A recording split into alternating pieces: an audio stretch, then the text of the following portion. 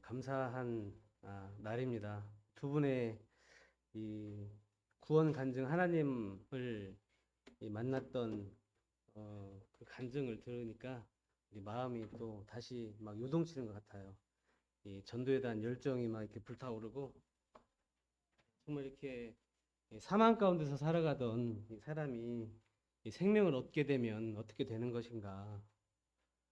정말 이렇게 감정이 북받쳐 올라서 눈물도 흘리기도 하고 그렇게 삶이 또 변화되기도 하는 것들을 좀 이렇게 볼 수가 있습니다.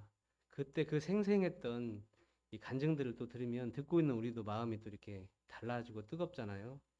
하나님 얼마나 기뻐하실까 그런 것들 생각해 보게 됩니다. 이 구원이 영접이에요. 오늘 주제는 영접입니다. 예, 저희 지금 구원 간증을 하시고 이렇게 교회 안에 성도로 더해지고 싶은 마음이 이렇게 마음속에 있으셔서 함께 이렇게 나오셔서 어렵지만 또 떨리기도 하고 부담스럽기도 하지만 이렇게 여기 계신 성도님들 앞에서 함께 구원 간증을 나누어 주셨습니다.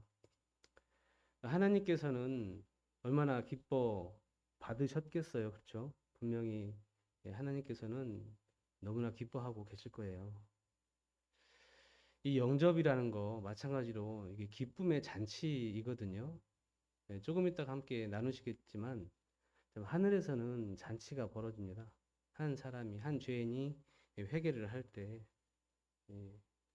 마찬가지로 우리가 영접하는 성도를 영접한다는 게 보통 작은 일이 아니에요. 엄청 큰 일이거든요.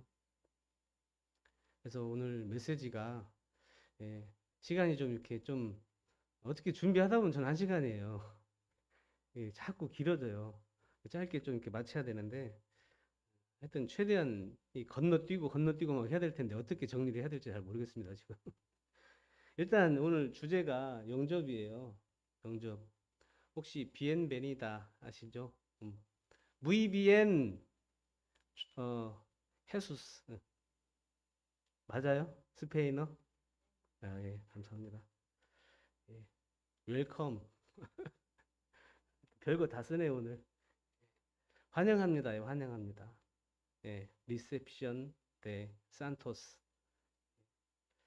침례와 영접을 앞두고 있잖아요. 7월 8일, 9일. 그래서 이 주제로 했고요. 우리가 성도를 영접한다는 게 우리에게 어떤 의미가 있는지 함께 나눠보려고 합니다. 그리고 영접을 받아들이는 자와 또 영접을 희망하는 자, 바라는 자는 어떠한 태도로 교회에 임해야 되는지 어떤 이러한 것들을 함께 나누고자 이렇게 준비를 했습니다. 자, 영접이라는 건 하나가 되는 거예요. 여기 연잎 보이시죠? 이게 연잎입니까? 토란잎입니까? 저 도무지 분간이 잘 안 되는데 하여튼 나뭇잎이에요. 무슨 식물의 잎입니다. 식물의 잎. 물이 떨어지면 여러 개의 물방울이 모이게 되죠. 이게 하나가 됩니다. 이게 영접이거든요. 영접. 그리스도 안에서 하나가 이루어지는 거, 하나가 되는 거예요, 우리가. 각 지체는 다르지만 그리스도의 한 몸에 참여하게 되는 것, 이게 궁극적인 영접의 뜻입니다. 영접의 뜻. 요한 1서에는 뭐라고 기록이 되어 있냐면요. 우리가 보고 들은 바를 너희에게도 전함은 너희로 우리와 사귐이 있게 하려 함이니, 사귀는 거예요. 가까이 두고. 우리의 사귐은 아버지와 그의 아들 예수 그리스도와 더불어 누리는 것이 영접입니다. 예. 오늘 본문 말씀은요, 로마서에 있는 말씀인데요.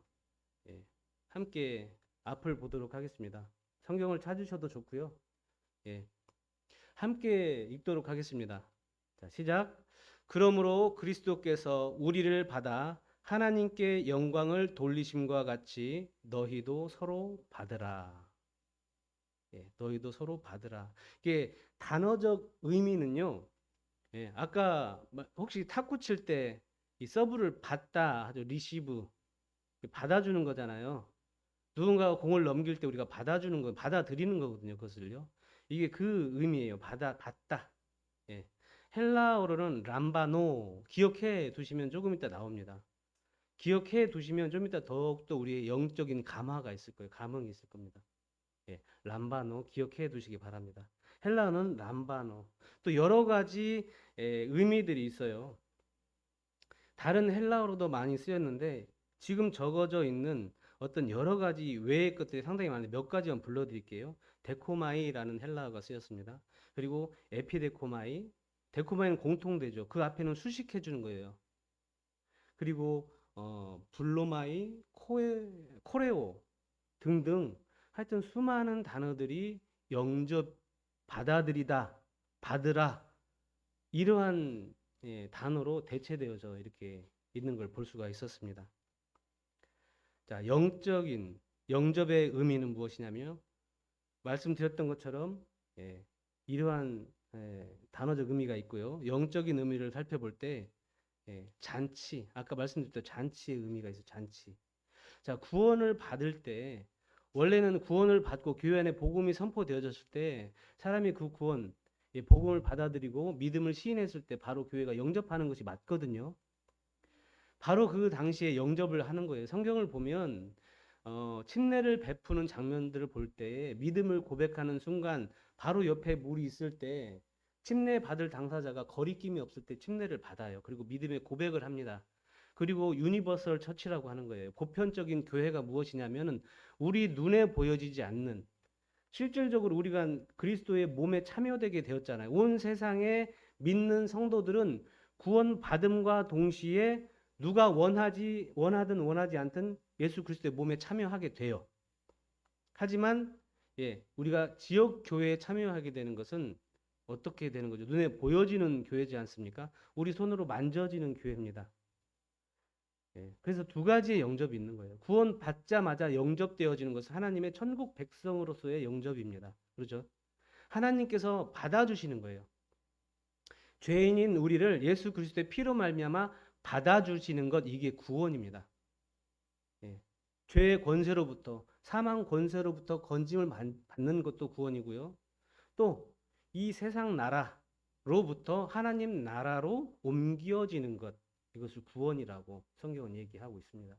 그것이 하나님께서 우리를 받아주시는 것.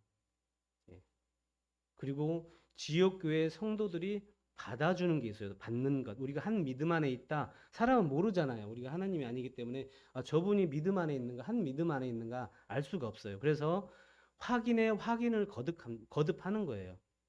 왜? 성도가 잘못 교회에 들어오게 되면 이단의 교리를 가지고 들어오게 되거든요. 그러면 교회가 혼란이 됩니다.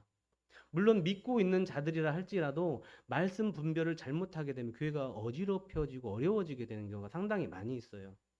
아까 자매님 말씀하셨던 오랫동안 신앙을 했는데 깊이 참여하게 됐더니 여러 못 볼 일들을 보고 나서 도저히 함께 할 수 없어 나오게 되셨다고 얘기했던 것처럼 교회가 처음에는 순수한 복음을 받아들였지만 잘못된 이 말씀의 해석 이런 것들로 인해서 교회가 타락되어지고 변질되어짐으로 말미암아서 결국에는 잊지 못할 지경에까지 변하게 돼버리는 그런 결과가 생기게 되거든요. 그래서 성도를 영접한다는 건 상당히 매우 중요합니다. 받아들여지는 입장에서는 좀 빨리 받아들여주지 왜 이렇게 뜸을 들이는가 이럴 수도 있어요. 저는 1년을 기다렸습니다. 저는 1년 기다렸어요. 저도 자매님 간증처럼 정말 이 교회 저 교회 많이 찾아다녔고요. 그 교회 앞에서 들어갈까 말까 몇 번을 망설이다가 몇 주에 걸쳐서 이렇게 들어가게 됐거든요. 그리고 나서 이 떡과 잠에 참여하기까지가 상당한 시간이 걸렸어요. 하여튼 그런 오랜 시간을 거치면서 제 마음속에 어떤 마음이 들어졌냐면 맞다. 이렇게 해야 된다. 왜냐면 아무 성도나 교회에 받아들인다면 과연 영적으로 영을 사랑하는 것인가? 그러지 않잖아요. 교회를 순수하게 지키고자 하는 마음이 좀 느껴졌어요. 제 마음속에서. 그래서 견뎌낼 수 있었습니다. 하여튼 정말 이렇게 떡과 잔에 참여하고 싶은 마음 충분히 제가 얼마나 하고 싶었겠어요. 참 이해가 됩니다. 자, 누가복음 15장 7절에 있는 말씀이죠. 내가 너에게 이르노니 이와 같이 하늘에서는 회개할 필요가 없는 의로운 99 사람보다 회개하는 한 죄인으로 인하여 더 기쁨이 있으리라. 하늘에서는 정말 얼마나 기쁨이 있겠어요. 구원을 받으면 한 사람이 주님으로 이렇게 영접되어지게 될 때, 주님 앞으로 영접되어지게 될 때, 마찬가지로 지역교회에 한 성도가 더해지는 것도 기쁨의 잔치입니다. 이거는 보통 일 아니에요. 이건 가볍게 생각할 일이 아니라는 거예요. 좀 스킵하겠습니다. 넘어가겠습니다. 자, 영접의 존귀성이에요. 영접하는 것은요, 예수 그리스도를 영접하는 것과 같고요, 하나님을 영접하는 것과 같습니다. 그 이유는 요한복음에 있죠. 13장 20절인데요. 제가 읽어드릴게요. 내가 진실로 진실로 너희에게 이르노니 내가 보낸 자를 영접하는 자는 나를 영접하는 것이요. 나를 영접하는 자는 나를 보내신 이를 영접하는 것이니라. 이건 이렇게 예수님께서 보내셔서 오시는 거잖아요. 각 성도들은. 예수님으로부터 보냄을 받아서 한 지역교회에 더해지는데 어떻게 함부로 대할 수가 있겠습니까? 어떻게 사람 밑으로 뭐 이렇게 노예 취급하든지 아니면 내 아랫사람 취급할 수가 있겠어요. 하나님을 받는 것이고 예수 그리스도를 내가 영접하는 것과 동일한 것인데 한 성도를 어떻게 내 아랫사람으로 받을 수 있겠냐는 거예요. 그만큼 이 영접이라는 건 존귀한 것입니다. 누가복음에는 이런 말씀이 있죠. 그들에게 이르시되 누구든지 내 이름으로 이런 어린 아이를 영접하면 곧 나를 영접함이요. 우리가 생각할 때 참 어리다라고 생각하는 그런 사람마저도 예, 어떻게 되어 있죠? 내 이름으로. 내 이름으로. 그렇게 우리가 하찮게 생각하는 당시의 유대 사회는요. 어린아이는 사람 취급받지 못했습니다. 우리 구약 성경에 보면 어린아이가 숫자에 들어갑니까? 안 들어갑니까? 안 들어가죠. 또한 여자도 숫자에 들어가지 않아요. 남자만 숫자에 들어갑니다. 그만큼 유대인들은 하나님의 뜻은 그게 아니었지만 왜곡해서 해석하는 바람에 유대인들은 여자와 아이를 사람 취급하지 않았어요. 그래서 당시에 예수님이 오셨을 때 어때요? 애들이 다가오니까 쫓아냈죠. 예수님은 그런 아이들을 보면서 이런 어린 아이들을 받아들이는 것이 나를 받는 것과 동일하다라고 말씀하셨어요. 그래서 우리가 하찮게 생각하는 그 한 성도라 할지라도 주님 앞에서 매우 존귀한 사람이기 때문에 우리도 마찬가지로 그런 존귀함을 가지고 대해야 된다는 겁니다. 성도를. 한 분 한 분을. 예, 그렇게 지금 얘기하고 있는 것입니다. 좀 빠르게 또 넘어가겠습니다. 자, 그러면 누구를 영접하는 것인가? 아무나 영접할 수는 없잖아요. 그렇죠? 아무나 영접하면은 아까 말씀드렸던 것처럼 교회가 어지러워져요. 순수하고 깨끗하고 주님 앞에서 받으심직한 교회가 되어야 되는데 때가 묻어서 더럽혀지고 예, 많은 교회들이 그렇게 생겨났다 사라지고 생겨났다 사라지기를 반복한 게 왜 그러냐면 그것을 지키지 못했기 때문에 그렇습니다. 그래서 우리는 지켜내는 것이 좋아요. 지켜내는 것을 우리가 잘해야 돼요. 그래서 우리가 성만찬이라는 것을 그 믿음을 지켜내기 위한 장치입니다. 하나님께서 우리에게 허락하셨어요. 늘 기억해야 우리가 그것을 또 지켜낼 수 있고요. 말씀을 늘 묵상하고 상고해야 그 믿음을 또 지켜낼 수가 있게 됩니다. 자, 시편에 있는 말씀이죠. 16편 3절에 있는 말씀인데요. 땅에 있는 성도들은 존귀한 자들이니 나의 모든 즐거움이 그들에게 있도다. 하나님의 그 모든 즐거움이 땅에 있는 성도에게 있대요. 근데 그 성도를 어떻게 함부로 할 수 있겠냐는 거예요. 한 사람 한 사람 너무나 하나님 눈에는 존귀하다 말씀하고 계셔요. 정말 그 성도들로 말미암아 모든 즐거움이 하나님께 있대요. 요한 2서에 보면요. 이 말씀이 있습니다. 누구든지 이 교훈이 뭐예요? 방금 간증하셨던 복음, 예수 그리스도에 대한 것, 하나님에 대한 모든 것들, 이런 것들을 가지고 오지 않는 자들에게는 너희들이 그들에게 문안 인사조차도 하지 말라고 그랬어요. 그래서 영접이라는 것은 우리가 분별하는 것입니다. 받아들여야 될 사람이 있는 것이고 받지 말아야 될 사람이 있는 거거든요. 예, 그래서 우리가 그런 검증들을 거치는 것이 매우 중요하고요. 그리고 오늘 간증 말씀 너무나 감사하고 우리 교회가 예, 그 간증으로 말미암아 위로를 받은 것 같습니다. 그럼 성도는 누구를 말하는 것인가라는 것을 또 우리가 알아야 되겠죠. 성도는 누군가? 예. 자, 예수 그리스도의 피값으로 사신 자죠. 이렇게 예수 그리스도의 피값으로 사신 바 되어진 성도들이 모여 있는 곳이 교회이고 예, 성경이 그렇게 우리에게 말씀하고 있습니다. 또 하나님의 긍휼하심에 따라서 예, 중생의 씻음과 중생은 뭐죠? 다시 태어나는 것이죠. 예, 거듭나는 거예요. 중생의 씻음과 거룩함과 의롭다 하심을 얻고 성령의 새롭게 하심으로 하나님을 섬기도록 구별되어 드려진 사람들이 성도입니다. 네. 말만 성도라고 들어왔어요. 근데 이러한 모습들이 보여지지 않으면 교회에 어려움이 될 수가 있어요. 그래서 우리가 마음 안에 하나님을 따라 살고자 하는, 정말 이것은 믿음의 분량들이 각기 달라요. 어린아이들도 있을 것이고 청년이 있을 것이고 어른이 있을 것이고 노년이 있을 것이고, 사도 요한이 말했던 것처럼 주님 안에서 다 각자 믿음의 분량에 따라서 믿음의 분량에 맞게 섬겨 나가는 것입니다. 우리가 방종에 이르는 것이 아니라 작은 것이라 할지라도 내 기쁜 마음에, 자원하는 마음에 섬기는 것을 얘기하고 있어요. 예. 하나님 앞에 신실한 마음으로 작은 것이라도 그렇게 우리가 주님 앞에 드려지는 것이 주님은 원하십니다. 어떤 교회는 그러잖아요. 우리의 모든 시간을 다 드려라. 또 모든 물질을 다 드려라. 이거는 하나님이 기뻐하시는 것이 아니에요. 하나님께서 우리에게 마음을 주시고 또 그렇게 우리가 하나님의 마음을 받으려면 어때요? 우리가 구해야 되겠죠. 하나님의 뜻을 구하고 하나님의 마음을 구하는 가운데에 우리의 마음속에 주님의 그런 뜻들이 발견되어질 것이라고 생각이 되어집니다. 그리고 또 이렇게 기록이 되어 있습니다. 자, 성령님의 도우심에 따라 가능하다는 성경 말씀이 있어요.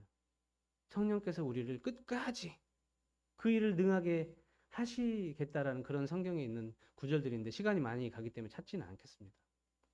자, 이렇게 우리가 섬기도록 구별되어 드려졌는데 이건 성령으로 말미암아 되어지는 것이기도 하지만 어때? 우리의 의지를 드려야 돼요. 나의 각오를 주님 앞에 드려야 하는 것이고 하나님의 아버지의 뜻 앞에 내가 동의해야 됩니다. 동의. 동의를 하지 아니하면 하나님은 우리를 강제로 어떻게 하지 못하세요. 왜? 사랑이 하나님이시기 때문에. 그래서 우리가 주님 앞에 내 마음을 드려야지만이 성령께서는 우리를 잡아 이끌고 가십니다. 자, 그러면은 이렇게 존귀한 성도를 영접하는 것에 있어서 어떻게 영접해야 되는가? 매우 중요하겠죠. 로마서 15장 7절 오늘 본문 말씀에 있었던 말씀입니다. 자, 그러므로 그리스도께서 우리를 받아 하나님께 영광을 돌리심과 같이 너희도 서로 받으라라고 얘기하고 있어요. 너희도 서로 받으라. 어떻게 해요? 예수 그리스도께서 우리를 받으신 것처럼 우리도 받으라고 하는 거예요. 예수님은 누구누구를 받았습니까?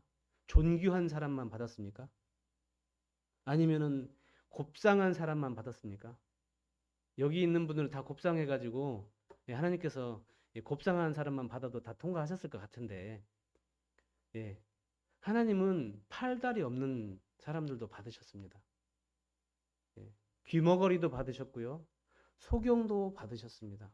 말 못하는 벙어리도 받으셨고요, 38년 돼서 누워서 움직이지도 못하는 똥오줌도 가리지 못하는 그러한 환자도 받아주셨습니다. 이런 것처럼 우리는 받아야 되는 거예요. 이러한 자들마저도 우리가 받으라고 성경은 얘기하고 있습니다. 자, 여기서 빨간 글씨로 되어 있죠. 받으라라고 되어 있죠. 받으라. 네, 보이시죠? 자, 이게 프로슬 람바노 또 나와요. 그렇죠? 람바노 기억하시라고 아까 처음에 말씀드렸습니다. 프로스 플러스 람바노 되어 있어요. 프로스라는 뜻은 무슨 단어냐면요. 접속사인데요. 가까이에, 아주 옆에, 내 옆에 두는 거예요. 가까이. 주님은 우리를 가까이 두다 못해 어디로 받으셨죠? 주님 안으로. 그렇죠? 주님 안으로 우리를 받아주셨어요. 람바노는 받아들이는 것인데 그냥 받는 게 아니라 내 안으로 성도를 받아들이는 겁니다. 그렇게 가까이 받아들인 성도는 얼마나 귀하겠어요. 나의 분신과도 같은 것이고 나의 몸과도 같이 여겨야 돼요. 성도를. 그것이 성도를 사랑하는 것입니다. 어찌됐든 그래서 이 받으라라는 것이 상당히 중요한 단어예요. 받으라. 이게 영접이거든요. 영접. 다른 성경 역본에는 영접으로 번역이 되죠. 영접으로. 영접하라. 받으라. 영접하라. 가까이 내 안에 한 다른 사람을 내 안에 넣는 거예요. 넣는 것. 그것이 영접의 의미입니다. 자, 요한 서신서의 15장 12절에 보면요. 내 계명은 곧 자, 예수님의 계명이래요. 예수님을 사랑하는 사람은 그분의 계명을 지킨다고 되어 있는데 그 계명 중에 하나가 뭐냐면 내가 너희를 사랑한 것 같이 너희도 서로 사랑하라. 이게 영접이에요. 이렇게 영접하는 겁니다. 주님이 우리를 사랑한 것처럼 서로를 사랑하는 것이 영접이에요. 또 다른 성경 기록에는 뭐라고 되어 있냐면요. 누가 누구에게 불만이 있거든 서로 용납하여 피차 용서하되 주께서 너희를 용서하신 것 같이 너희도 용서하라. 이것이 영접입니다. 이렇게 영접하는 거예요. 자, 우리가 이렇게 가까운 동네 살잖아요. 가까운 동네 살면서 어렸을 때 그 사람을 보고 자란 경우가 있겠어요, 없겠어요? 아이고, 내가 저놈을 잘 알지. 저거 나한테 왼수야. 나 어렸을 때 저거 나한테 빚져놓고 지금까지 빌빌 도망다니다 인제 걸렸네. 원수는 외나무 다리에서 교회에서 딱 만났어. 이 사람이 구원을 받았어요. 그럼 받아들여야 돼요? 안 받아들여야 돼요? 네, 받아야죠. 예. 그래서 이렇게 기록이 되어 있는 거예요. 너희가 용납해라. 내가 너희를 용서한 것처럼 너희도 용서해라. 성도로서 우리가 받아들이는 것입니다. 빌레몬서에 바울이 빌레몬에게 얘기하죠. 오네시모 맞습니까? 예. 지금은 예전에는 너한테 유익하지 못했지만 지금은 우리에게 유익한 존재다. 받아줘라라고 이렇게 얘기하고 있죠. 그래서 우리가 그러한 받는 겁니다. 예. 또 어떻게 영접하는 것인가? 두 번째는요. 예. 마태복음에 있는 말씀인데요. 이는 선지자 이사야를 통하여 하신 말씀에 우리의 연약한 것을 친히 담당하시고 병을 짊어지셨도다 함을 이루려 하심이더라. 여기에서 나옵니다. 아까 무엇을 기억하라고 말씀드렸죠? 아까 어떤 단어 세 글자 기억하라고 말씀드렸잖아요. 예, 람바노. 람바다 아니에요. 제가 람바노하고 람바다하고 좀 비슷해서 람바다는 무슨 뜻인가 이렇게 좀 봤더니 채찍이던데요. 브라질어더라고. 브라질 언어인데 채찍을 뜻하는 단어인 줄 그거하고는 전혀 상관이 없더라고요. 람바노. 여기서 담당하시고가 람바노입니다. 람바노. 예수님은요, 우리의 어떤 것까지 람바노 하셨죠? 보시면 연약한 것까지. 한 성도의 연약함까지 담당하는 거예요. 우리가 담당하는 겁니다. 인내하고 견뎌내고 내가 그 연약함까지 내 짊어지고 가는 거예요. 주님 오실 때까지. 예. 얼마나 극한의 고통이 따르겠습니까? 진주가 마치 진주 알을 만들기 위해서, 진주를 만들기 위해서 그 안에 그 뼈를 깎는 고통을 견뎌내는 것처럼 우리도 마찬가지로 한 성도를 받음에 있어서 그들의 연약함까지 내가 받아야 되겠다라는 그런 각오를 하고 받아야 되는 거예요. 왜? 같이 섬겨 나가다 보면 어떠한 일들이 겪게 될지 모르거든요. 그것까지 감안하고 성도를 받는 겁니다. 성도를 받아들일 때. 좋은 모습만 받는 것이 아니라 나쁜 모습까지 받아들이고 우리가 노력을 해야 돼요. 그것이 우리가 영접하는 것의 의미입니다. 이렇게 영접하는 거예요. 예수님께서 우리의 연약함까지 담당하셨고요. 친히 질병까지 짊어지신 것처럼 상대방의 우리 성도의 연약함까지 담당하고 짊어지는 것입니다. 아시겠죠? 네, 그게 영접하는 것입니다. 우리 교회에 지금 영접되어야 될 분들이 상당히 많이 계시죠. 모든 사람의 연약함까지 강인해 보일지라도 어떻게 우리가 지내다 보면 한 가지 결함들이 보일 수 있어요. 그것까지 우리가 충분히 감당하고 받아들일 수 있는 우리의 그렇게 넉넉한 마음으로 우리 성도를 영접해 주시기를 바라는 마음이 좀 있습니다. 하나 더 말씀드릴게요. 시간이 좀 한 10분 정도 더 길어질 것 같습니다. 오늘도 어김없이. 요한복음 9장 2절에 뭐라고 기록이 되어 있냐면요. 제자들이 물어 이르되 랍비여 이 사람이 맹인으로 난 것이 누구의 죄로 인함이니까 혹시 기억나시죠? 그랬더니 주님께서 말씀하세요. 예수께서 대답하시되 이 사람이나 그 부모의 죄로 인한 것이 아니라 그에게서 하나님이 하시는 일을 나타내고자 하심이라라고 말씀하셨어요. 자, 일시적인 사건일까요? 아니면 반복적이고 지금도 진행되고 있는 사건일까요? 진행되고 있는 것이죠. 일시적인 사건이 아니에요. 이건 말씀의 성취적인 어떤 그러한 예언적인 또 말씀의 성취적인 관점도 있겠지만, 자, 우리가 바꿔 말하면 우리가 결혼을 합니다.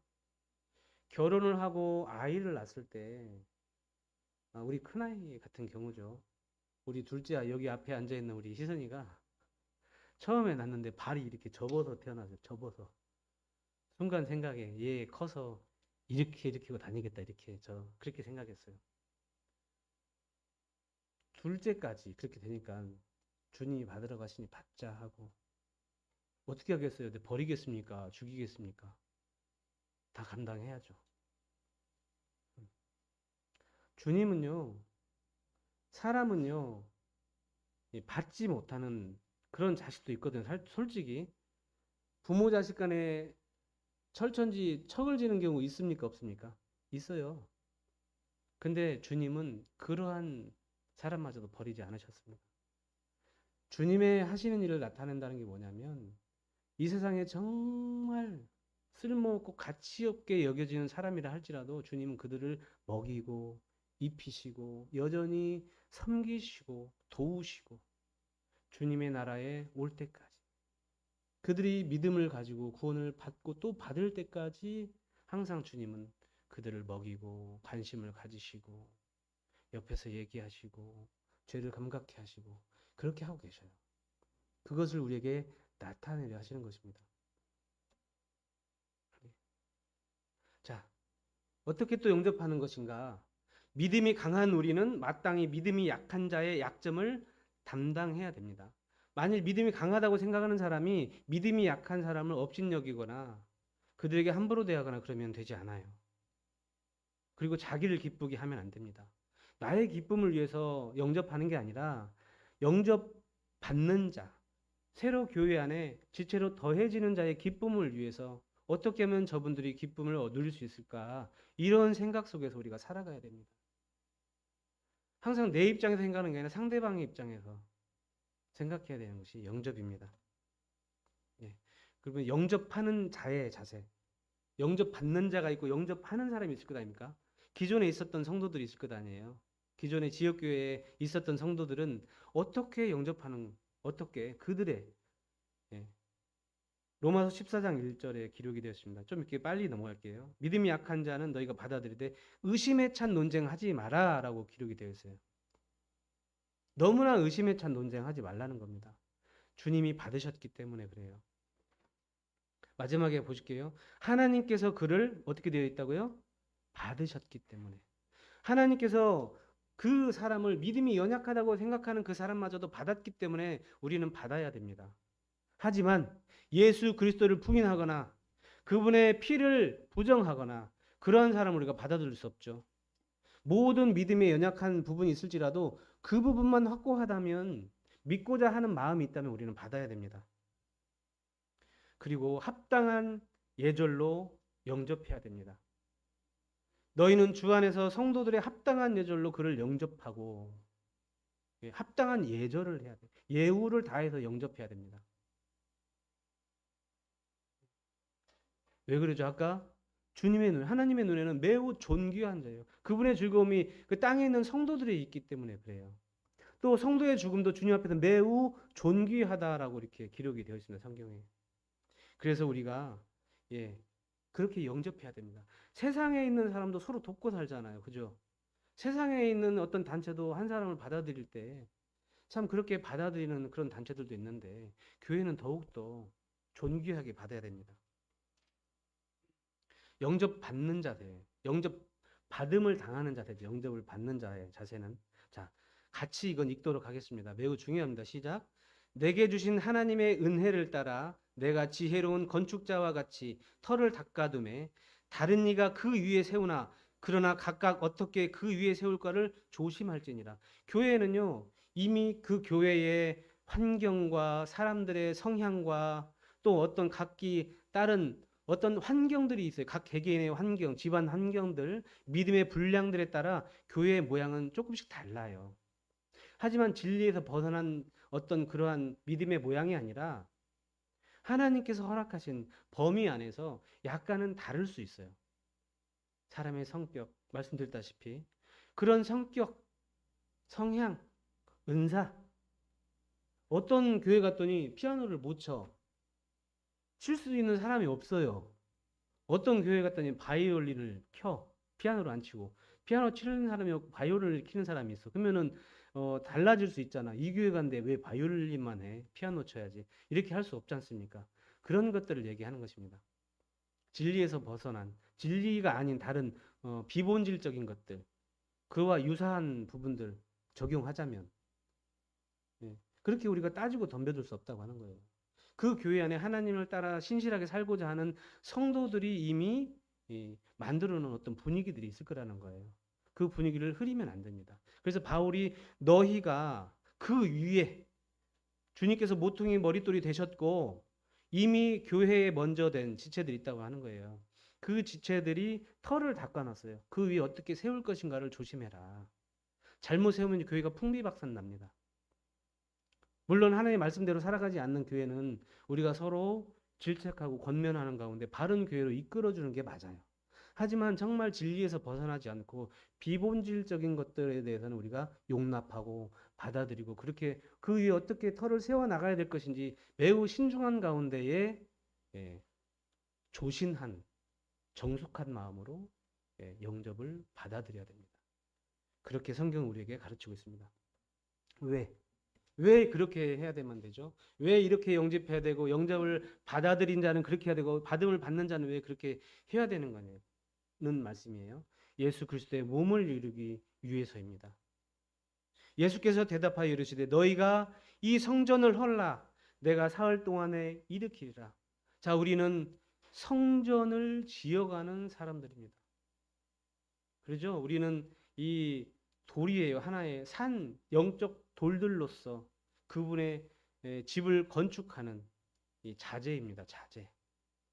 어떤 사람은 단단한 돌이 될 수도 있고 어떤 사람은 그 안에 하늘하늘한 천이 될 수도 있고 뭐 이런 상황들이에요. 그러니까 각각 모양이 다르죠.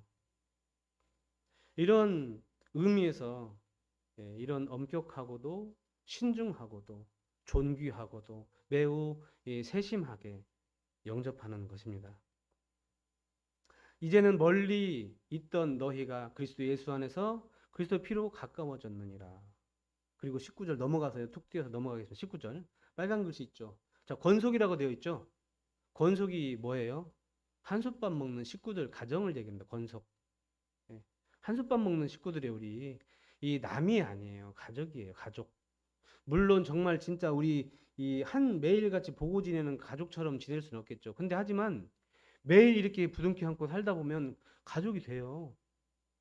하루 종일 좀 떨어졌다 만나서 그 정도까지 안 해서 그렇지 진짜로 같이 한솥밥 먹고 계속 그렇게 지내면 가족과 같은 성도들이에요.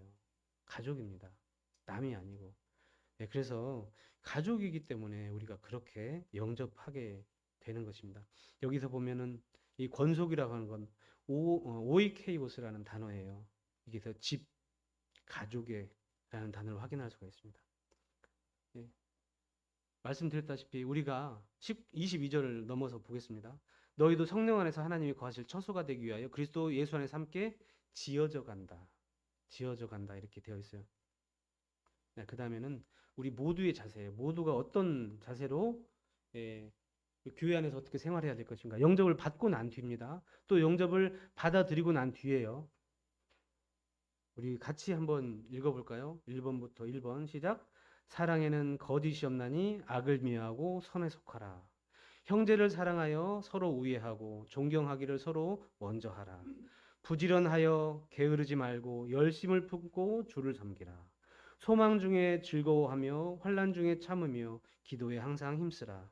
즐거워하는 자들과 함께 즐거워하고 우는 자들과 함께 울라. 저 백용 경제님 아까 처음에 기도하시는데 이거 보셨는가라는 속으로 생각했어요. 딱 기도하시기 전에 이거 읽으시더라고. 정말 이게 우리가 한 성령 안에 있는 것을 느낄 수 있었습니다. 우리가 이런 자세에 있을 때 교회가 분란이 없어요. 어려움이 없습니다. 사랑에는 정말 거짓이 없게 해야 돼요. 가식적으로 하면 안 된다는 거예요. 우리가 마음에 남에게 불편한 마음이 있으면 그걸 버려야 돼. 불편한 마음을 가지고 상대방에게 이렇게 웃음을 지어 보인다는 게 가식에 불과하거든요. 그래서 불편한 마음을 서로가 그래서 어떻게 해요? 예배드리고 하나님을 만나뵈러 예배드리고 가기 전에 누구에게 형제에게 사과할 일이 있거든. 먼저 가라고 그랬죠. 하나님께 나가기 먼저 가는 겁니다.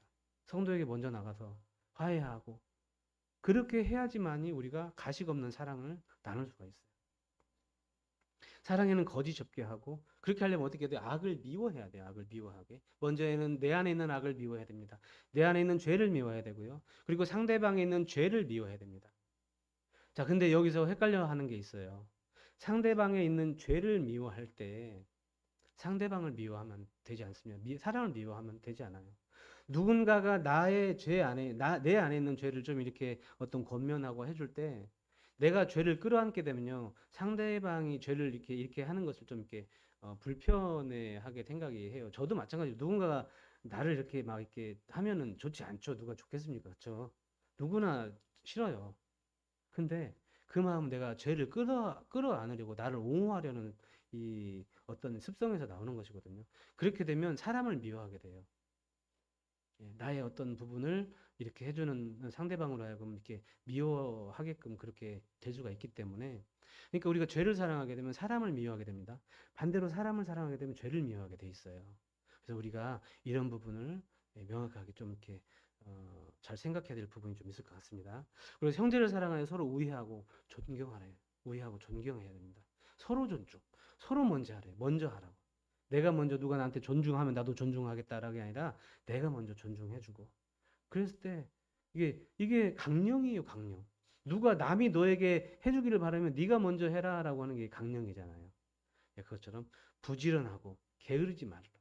모든 일에 있어서 각기 분량 맡겨진 분량에 따라 자, 작은 것 하나라도 부지런하게 하는 것을 하나님 기뻐 받으세요. 이게 일의 크고만큼이 없어요. 경중에 따라 있는 게 아니라 교회 안에 예를 들어서 이 쓰레기 하나 줍는 것 이게 눈에 보여주는 게 은사거든요. 이게 교회 예배당에 왔는데 쓰레기 하나 눈에 보여. 보여주는 게 하나님 보이게 만드신 거예요. 그러면 그거 하나를 주울 때 게으르지 않고 부지런하게 하는 것.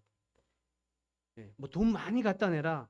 많은 교회들이 그러잖아요. 돈 많이 갖다 내면 믿음이 좋은 거, 좋은 곳 간다고 하잖아요. 절대 천만의 말씀입니다.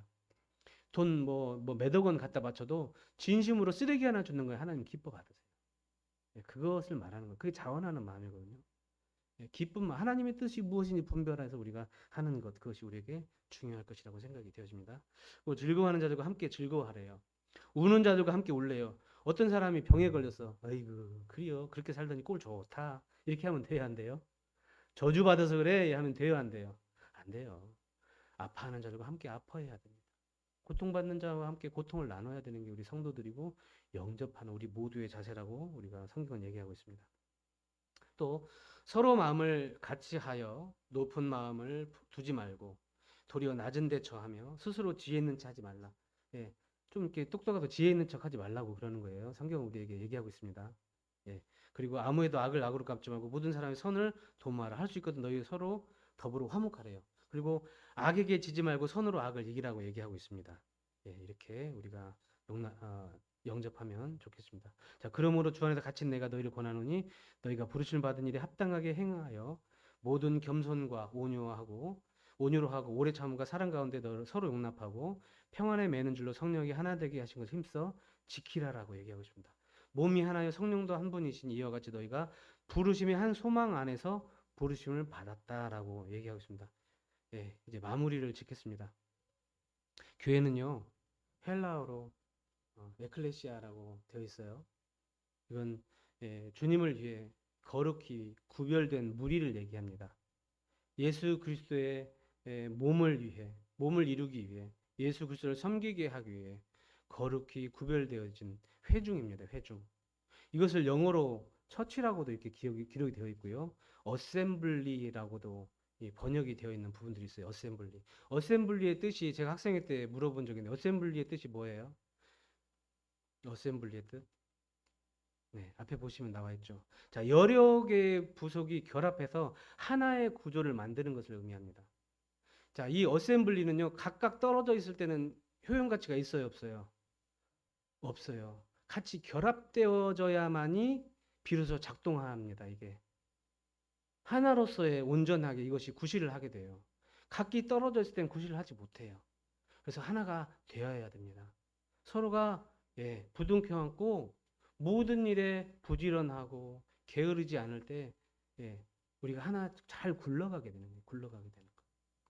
그래서 각자의 맡은 그런 분량 안에서 하나를 이루는 것. 이것이 하나님께서 우리를 향한 뜻입니다.